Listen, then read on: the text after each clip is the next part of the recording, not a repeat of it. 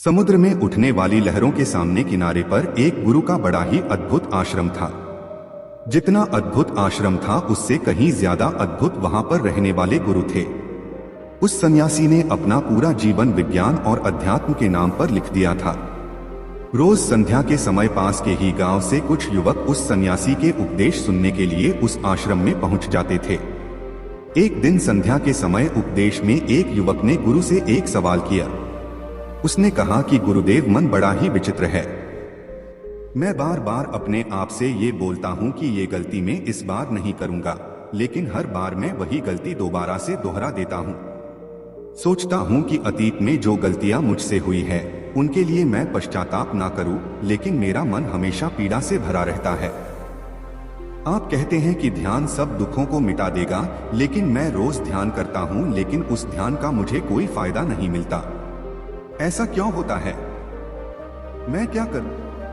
कृपया करके मेरा मार्गदर्शन करिए। सन्यासी ने सबकी समस्या हल करते हुए कहना शुरू किया। उन्होंने बताया कि शुरुआती ध्यान सबसे ज्यादा कठिन होता है, क्योंकि शुरुआत में व्यक्ति के मन को आदत नहीं होती है। वो इधर उधर भागता है, दौड़ता है, अतीत की बातों को याद करता है, लेकिन ध्यान एक जगह पर लगा नहीं पाता। प्राचीन समय में जब भी कोई शिष्य अपने गुरु के पास ध्यान सीखने के लिए आता था तो वो गुरु उस शिष्य को ब्रह्मा मुहूर्त में ध्यान लगाने के लिए कहा करते थे, क्योंकि ब्रह्म मुहूर्त सृजन का समय होता है। इस समय सारी प्रकृति एक नए दिन की शुरुआत करती है। पक्षी पेड़ों पर चहचहाने लगते हैं और मुर्गे बांग देने लगते हैं। कमल खिल उठता है और पूरी प्रकृति एक सौंदर्य से भर जाती है। प्राचीन शास्त्रों के अनुसार 24 घंटों को 30 मुहूर्त में बांटा गया है, जिसमें हर एक मुहूर्त 48 मिनट का होता है। ब्रह्म मुहूर्त की शुरुआत सूर्योदय से 1 घंटा 36 मिनट पहले हो जाती है। आसान भाषा में अगर बात करें तो 4 बजे से 6 बजे का समय ब्रह्मा मुहूर्त का ही समय होता है। ये वो समय होता है जब मंदिर के पट खुल जाते हैं। ऋषि मुनि नदियों में स्नान करने के पश्चात ध्यान साधना में लीन हो जाते हैं। यही वो समय होता है जब कमल भी खिल उठता है, मंदिर के पट खुल जाते हैं। चलिए विस्तार से समझते हैं कि इस समय हमारे शरीर में क्या बदलाव आते हैं। आयुर्वेद का कहना है कि मनुष्य का शरीर 3 ऊर्जाओं से यानी कि 3 दोषों से बना होता है, वात, पित्त और कफ। यही तीनों ऊर्जा ये हमें पूरी तरह से संचालित करती हैं। अगर इन तीनों का संतुलन हमारे शरीर में बिगड़ने लगता है तो हम तरह तरह की बीमारियों से ग्रस्त हो जाते हैं। इन तीनों में से सबसे मुख्य ऊर्जा होती है वात की। वात का संतुलन बिगड़ने से हमारे शरीर में 80 तरह की बीमारियां पैदा होती है। पित्त का संतुलन बिगड़ने से 40 और कफ का संतुलन बिगड़ने से 20 तरह की बीमारियां जन्म लेती हैं। इस प्रकार इन तीनों दोषों में से वात सबसे ज्यादा महत्वपूर्ण है और वात हमारे शरीर में सबसे ज्यादा सक्रिय सुबह के 2 बजे से 6 बजे के बीच में होता है। यानी कि ब्रह्मा मुहूर्त से पहले उठने वाले लोगों का वात हमेशा संतुलन में रहता है और इसी वजह से उनका पेट अच्छे से साफ होता है।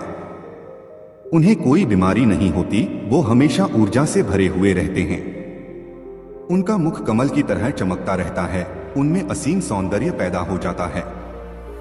ब्रह्मा मुहूर्त में उठने वाले लोग हमेशा आनंद में रहते हैं और किसी भी काम को वो ध्यान बना लेते हैं। जो भी बुद्धिमान आदमी होता है वो इस समय को व्यर्थ नहीं गवाता। अष्टांग हृदय, जो कि आयुर्वेद की एक श्रृंखला है, उसमें लिखा हुआ है कि खुद को जानने के लिए सबसे योग्य समय ब्रह्मा मुहूर्त का ही होता है। जो लोग ध्यान में गहरे उतरना चाहते हैं, खुद की खोज करना चाहते हैं, उन लोगों के लिए ब्रह्मा मुहूर्त का समय किसी वरदान से कम नहीं होता है। ये वो समय होता है जब पूरी प्रकृति एक नई शुरुआत करती है। इसीलिए जो अतीत होता है वो पीछे छूट जाता है।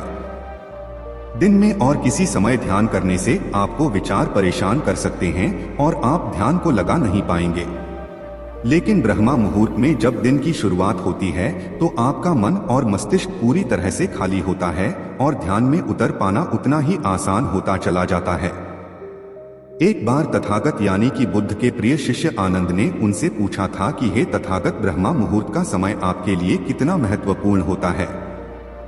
इस पर तथागत ने उत्तर दिया था कि जिस प्रकार मछली के लिए जल महत्वपूर्ण होता है, उसी प्रकार आनंद, ध्यान और शून्यता का जीवन जीने के लिए ब्रह्मा मुहूर्त में सही समय पर जागना और जागने के बाद ध्यान में उतरना बहुत जरूरी होता है।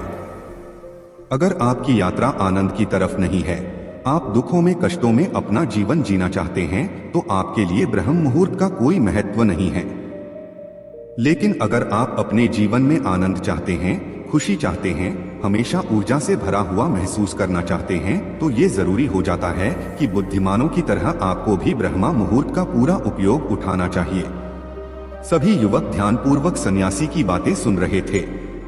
सन्यासी ने ब्रह्म मुहूर्त पर वैज्ञानिक दृष्टिकोण पेश करते हुए सभी युवकों को बताया कि हमारे मस्तिष्क के ऊपरी हिस्से पर पीनियल नाम की एक ग्रंथि होती है, जो कि मेलाटोनिन नाम का एक हार्मोन रिलीज करती है, जो हमारे शरीर में आनंद की उत्पत्ति का कारण होता है।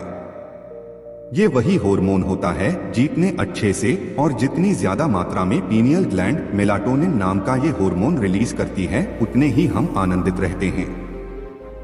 लेकिन जैसे ही हम सूर्य के संपर्क में आते हैं, ये मेलाटोनिन नाम का हार्मोन अपने आप नीचे गिरना चालू हो जाता है, और इसी वजह से जो लोग देर से उठते हैं, अक्सर ऐसे लोग बिना कोई कारण ही तनाव में रहते हैं।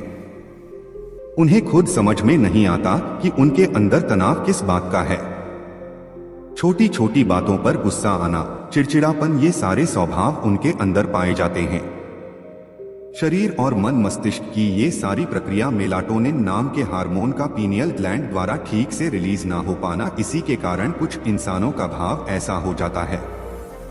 ब्रह्मा मुहूर्त के बाद का मुहूर्त समुद्रम नाम से जाना जाता है, जिसमें शरीर और मन की मूवमेंट होती है। इस समय पीठ पर सूर्य की किरणें सीधी आती है और सेरोटोनिन नाम का एक हार्मोन रिलीज होता है, जो हमारे मन और मस्तिष्क में ऊर्जा पैदा करता है, एक ताजगी पैदा करता है, जिससे हम दिन के सभी काम कर पाते हैं। चरक संहिता में लिखा हुआ है कि जो व्यक्ति रोजाना ब्रह्मा मुहूर्त में उठता है, उसकी उम्र बढ़ने की रफ्तार धीमी हो जाती है। यानी जिन लोगों के चेहरे पर समय से पहले झुर्रियां आने लगी है, उनके बाल पकने लगे हैं। ऐसे लोग अगर नियमित रूप से ब्रह्म मुहूर्त में जागने का अभ्यास करें, तो कुछ ही समय में वो पाएंगे कि उनके चेहरे की झुर्रियां और उनके बाल पूरी तरह से ठीक हो चुके हैं। एक युवक ने सन्यासी से सवाल किया कि गुरुदेव, कुछ लोग ब्रह्मा मुहूर्त में नहीं उठ पाते हैं, ऐसे लोग किस प्रकार पर अमूर्त में उठने का अभ्यास कर सकते हैं? कृपया करके उसके बारे में मार्गदर्शन करें।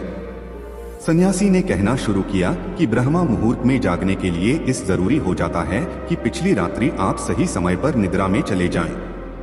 अगर आप सही समय पर नींद नहीं लेंगे, तो आप ब्रह्मा मुहूर्त में पूरी ऊर्जा के साथ नहीं उठ पाएंगे। आप ब्रह्मा मुहूर्त में उठने के बाद भी थका थका महसूस करेंगे। आपको नींद आएंगी, झपकी आएंगी, और आप पूरी तरह से ध्यान नहीं लगा पाएंगे। इसलिए जरूरी हो जाता है कि ब्रह्मा मुहूर्त के समय का पूर्णतः उपयोग करने के लिए आप योग निद्रा का अभ्यास करें। योग निद्रा में नींद गहरी होती चली जाती है और कुछ ही समय में आपकी नींद पूरी हो जाती है। जो लोग योग निद्रा का अभ्यास करना चाहते हैं, उनके लिए एक गाइड मेडिटेशन हमने अपने चैनल पर अपलोड किया हुआ है। उसका लिंक हम वीडियो के आखिर में डाल देंगे। आप चाहें तो सोने से पहले उस निर्देशित ध्यान का पालन कर सकते हैं, जिससे कि आप योग निद्रा का अनुभव कर पाएंगे और आपकी नींद पहले से ज्यादा अच्छी और गहरी होती जाएगी। युवक ने अगला सवाल पूछा कि गुरुदेव, ब्रह्म मुहूर्त में किस प्रकार की दिनचर्या का पालन करना चाहिए? सुबह उठते ही सबसे पहले क्या करना चाहिए और किस प्रकार ब्रह्म मुहूर्त के समय का पूरी तरह से उपयोग करना चाहिए? सन्यासी ने सबको चेतावनी देते हुए समझाया कि जितने भी योगी महात्मा होते हैं, सन्यासी होते हैं, वो ब्रह्मा मुहूर्त में स्नान और सोचते आदि करने के बाद सीधा ध्यान में बैठते हैं, क्योंकि इस समय ध्यान करना सबसे आसान होता है। विचारों का भटकाव सबसे कम होता है, क्योंकि इस समय दिन की शुरुआत हो रही होती है, नया सृजन हो रहा होता है। इस समय पूरा वातावरण शून्यता से भरा होता है, तो इस समय 15 मिनट का किया हुआ ध्यान पूरे दिन में 2 घंटे किए हुए ध्यान के बराबर हो जाता है। आप सिर्फ 15 मिनट ध्यान करने के बाद वही अनुभव कर पाएंगे जो एक योगी, जो एक सन्यासी, जो एक महात्मा, जो एक गुरु गहरे ध्यान में जाने के बाद अनुभव करता है। तो सबसे पहले ब्रह्मा मुहूर्त में उठने के बाद स्नान और सोच इत्यादि करने के बाद सीधे ध्यान में प्रवेश कर ले। कोई भी ध्यान आप कर रहे हो, किसी भी प्रकार का आप ध्यान कर रहे हो, इससे कोई मायने नहीं है। जिसका भी आप पालन करते हो उसका ब्रह्म मुहूर्त में उठते ही पालन करने का अभ्यास करें और कुछ ही समय बाद आप खुद ही ये अनुभव करेंगे कि आप कितने गहरे आनंद को प्राप्त कर चुके हैं। आप इतने गहरे ध्यान को कभी अनुभव नहीं कर पाएंगे जितना गहरा ध्यान आप ब्रह्मा मुहूर्त में अनुभव कर सकते हैं। जिन लोगों ने ध्यान की यात्रा की सिर्फ शुरुआत की है या फिर जो शुरुआत करना चाहते हैं उनके लिए तो ब्रह्म मुहूर्त बहुत ही वरदान साबित होगा।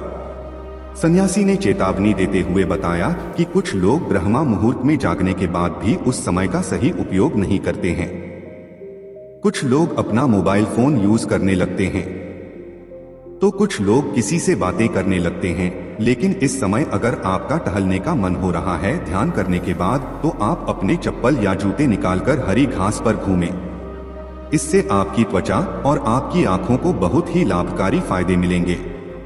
ध्यान और योग आसन करने के बाद एक व्यक्ति को शारीरिक अभ्यास जरूर करना चाहिए ब्रह्मा मुहूर्त में, क्योंकि ब्रह्मा मुहूर्त में जब हमारे शरीर से पसीना निकलता है तो हमारे रक्त तक शुद्ध वायु यानी कि ऑक्सीजन पहुंचती है, जो हमारे रक्त संचार को बेहतर कर देती है और हमारे शरीर की सारी गंदगी बाहर आ जाती है। शारीरिक अभ्यास करने के बाद आप पूरे दिन चुस्त रहेंगे। आप बिल्कुल भी आलस्य नहीं करेंगे, थका थका महसूस नहीं करेंगे।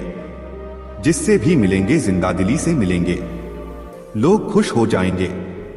आपके पास बैठकर आपसे बातें करके लोग मंत्रमुग्ध हो जाएंगे और यही सफलता का सबसे बड़ा मंत्र होता है। जो लोग सुबह उठकर ध्यान और शारीरिक अभ्यास मात्र कर लेते हैं वो जीवन में बड़ी से बड़ी उपलब्धियां हासिल कर सकते हैं। आखिर में सन्यासी ने सभी युवकों को समझाते हुए कहा कि ब्रह्मा मुहूर्त का समय हमारे जीवन का सबसे कीमती समय होता है, इसीलिए इस समय को दूसरी गतिविधियों में बर्बाद मत करो। इस समय को तुम अपनी आध्यात्मिक और मानसिक उन्नति के लिए बहुत अच्छे से इस्तेमाल कर सकते हो और इसका सदुपयोग कर सकते हो। इसके बाद सन्यासी सभी को प्रणाम करके वहां से प्रस्थान कर गए। तो दोस्तों, उम्मीद करता हूँ आपको इस कहानी से एक अच्छी सीख मिली होगी। यह कहानी आपको कैसी लगी हमें कमेंट बॉक्स में कमेंट करके जरूर बताएं और इस कहानी को अपने दोस्तों के साथ जरूर शेयर करें। धन्यवाद।